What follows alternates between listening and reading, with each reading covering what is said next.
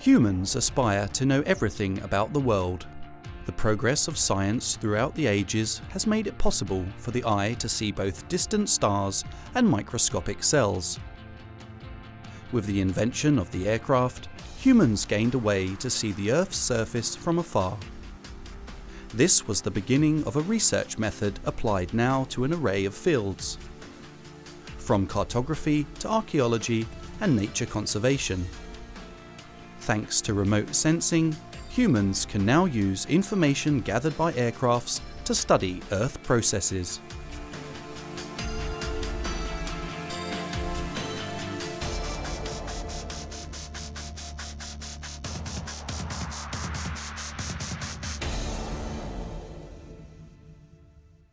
Pirmais piemērs attēla izpētē ir gaisa balona izmantošana un attēlu iegūšana, kas bija 1858. gads.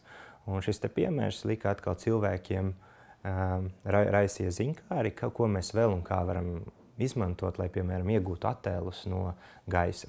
Un tad 1903. gadā ir reģistrēts patents par baložiem piestiprinātām kamerām pie vēdera. Kāds bija aizdomājies, ka balodis varētu būt šis te transporta līdzeklis kameras uznešanai augšā un attēlu iegūšanai. Geopolitical events were the driving force behind remote sensing in the 20th century, namely World Wars I and II, and the development of spy technology, as well as superpowers competing to reach space. Sākot ar 60. gadiem daudz un dažādi satelīti tika palaisti orbītā. Kā piemēru varbūt tāda ilglaicīgākiem Zemes novērošanas satelītiem attēlu iegūšanā var minēt Landsat misiju, kas sākās 1972. gadā un turpinās joprojām. Respektīvi, Zeme jau tiek novērota vairāk nekā 30 gadus no kosmosa.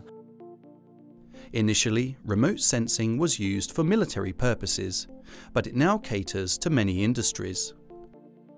Weather forecast modelling requires meteorological satellites, and satellite technologies are used to determine pollution and to predict yields in agriculture. With the launch of Google Earth, many people take a satellite image of the Earth for granted. In Latvia, the Institute for Environmental Solutions uses a flying laboratory for remote sensing. The aircraft is equipped with the Arsenal surveillance and environmental monitoring system, which consists of 7 different sensors and a LiDAR laser scanner. Here you can see my working place, from which I'm controlling a lot of different sensors and also giving the pilot direction where he needs to fly.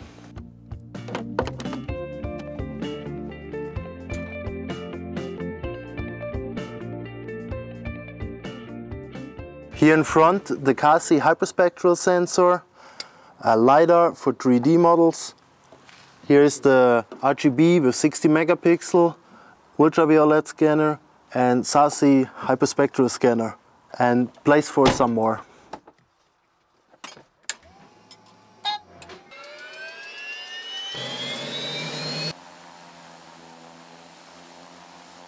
LiDAR pamatā tiek izmantot lāzers. Attiecīgi lāzera impulss tiek raidīts pret objektu un tiek mērīts, cik ātri tas atgriežas.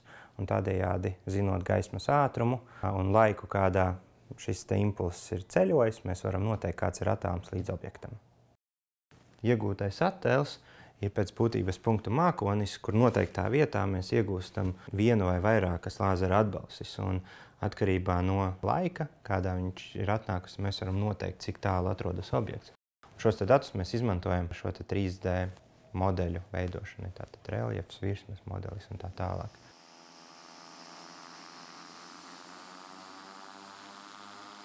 While LiDAR helps gather information about Earth's terrain, the spectral sensors record information that the human eye cannot. Mēs redzam ar acī attiecīgi tādas krāsas kā zaļš, zils, sarkans, dzeltens un tā tālāk, tad katrai šai te krāsai ir savs viļņa garums, bet ar šiem te spektrāliem sensoriem mēs varam sadalīt šīs te krāsas komponentēs, kā arī ieskatīties ārpus tā spektrālā diapazona, jeb tām mūsu redzes spējām arī infrasarkanā starojuma virzienā un arī ultravioletā starojuma virzienā. Un arī redzēt arī termālo starojumu, kas ir siltumstarojums.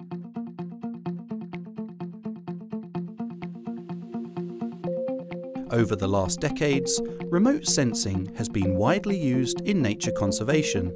Remote sensing data can help environmental scientists locate protected habitats.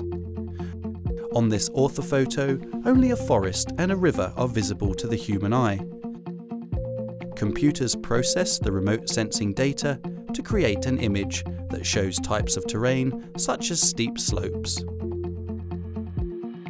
Placing the image over the orthophoto helps reveal slopes in a river valley in the forest and determine the possible location of slope and ravine forests, which are protected habitats.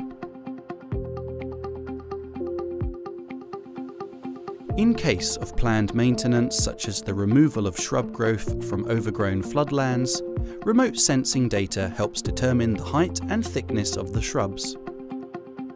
This leads to a better understanding of the amount of work and costs involved. Remote sensing data is also used when researching the potential for different habitats. For example, scanning a lake's reed bed can reveal the plant species growing there. As we know that the Eurasian bittern likes to live in an easily wadable patchwork of reed beds, this allows us to locate areas that could be suitable for nesting and cut back the reeds if necessary.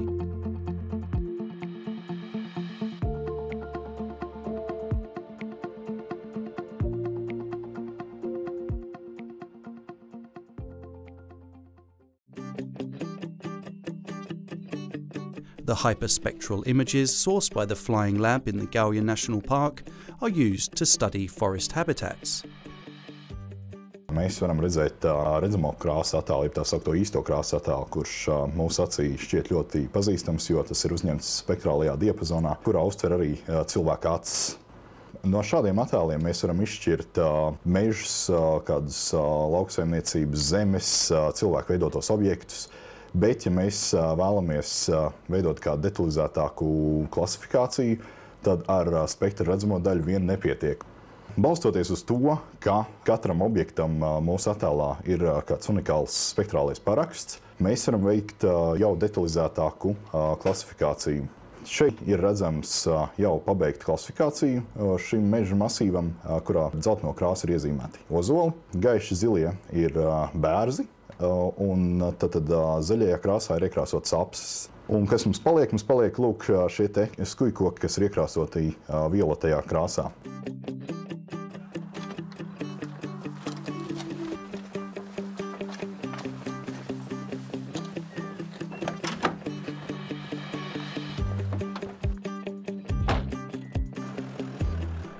To match the different images with the actual state of the forest, remote sensing specialists also gather information in forest sample plots.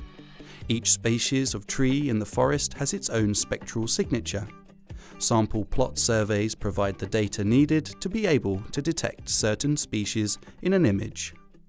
Tāpēc mēs ievācam informāciju par koku izvietojumu konkrētajā mežaudzē, ko mēs pēc tam pārnesam uz spektrālo attēlu. Un tad jau katra koka punkta informācija mums atbilst katra konkrētā vainaga informācija, kas tālāk ir izmantojama, lai jau analizētu spektrālos datus. Mēs mežā veidojam koordinātu sistēmu paraugu laukumam. Centram tiek noteikts ar GPS koordināta. Un, attiecīgi, ar bāku palīdzību mēs ievācam koordinātas jau iekšējā sistēmā. Tā kā ar digitālā dastmēra un digitālā tālummēra palīdzību mēs uzmērot attālumu no koka centra līdz paraugu laukuma centram iegūstam 3 attālumus, kas ļauj pozicionēt koku šajā lokālajā sistēmā. Iegūtos mērījumus mēs uzreiz pārsūtam uz digitālo dastmēru, līdz ar to tas ir daudz ātrāk pēc tam datu apstrādēji birojā, savienojot ar lidojumā ievāktajiem datiem. Discrepancies in remote sensing data also call for surveying on the ground, and they can be caused by many reasons. datos mums vajadzētu redzēt priedes, bet spektrālā informācija liecina par bērnu klātbūtni.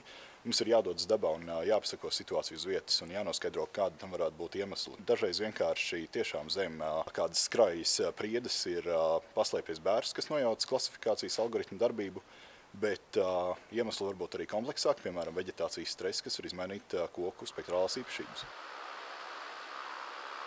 In the past, environmental experts and foresters needed days or even months to survey an entire forest, and this required lots of effort. Thanks to remote sensing and hyperspectral imagery, habitat assessments take a lot less time and are more accurate. Attālās izpētes tehnoloģijas ļauj ievākt detalizētu, aktuālu informāciju par plašām dabas teritorijām un analizēt ekosistēmu procesu ainavas līmenī. Tas aiztaupa laiku dabas aizsardzības ekspertiem, dabas aizsardzības pasākumu plānotājiem, kas izmantojot šādu informāciju var efektīvāk plānot pasākumus un efektīvāk izmantot resursus. Remote sensing is becoming more advanced and being applied more widely. It can be used to predict yields, assess catastrophe damage, calculate insurance payouts, and more. Of particular importance is the method's use in hard-to-reach places such as wetlands, reed beds, and underwater habitats.